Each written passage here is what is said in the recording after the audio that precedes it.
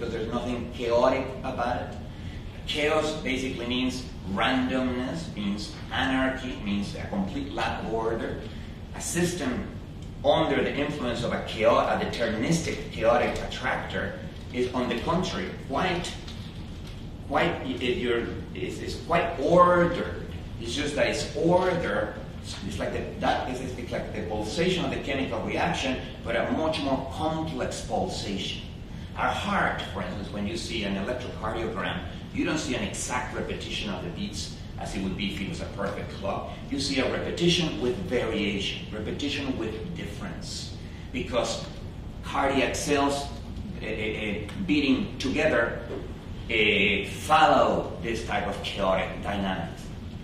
So today we are confronting a new world in materiality. I'm probably going to have to finish in my 25 minutes, or most likely over already, in which things that were disregarded by scientists in the 19th century, nonlinearity, far from equilibrium conditions, again, disregarded not out of ideology, but out of limitations in their algorithms, limitations in their software, limitations in their math, are now being rediscovered, partly in part because of computers. Computers now are capable of numerically solving those equations, giving us populations of solutions to those equations, and allowing us to find those patterns, those immanent patterns of becoming that are revealed by nonlinearity and by far from equilibrium conditions.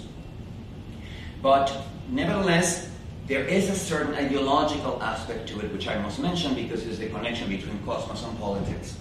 Regardless of the fact that I don't blame 19th century physicists for having disregarded nonlinearity and far from equilibrium conditions, it lasted so long, that regime of thought, that reasoning style of thinking with in a linear and equilibrium way, that it did create eventually a kind of clockwork vision of what the universe was. A clockwork mechanism is linear and eventually reaches equilibrium, and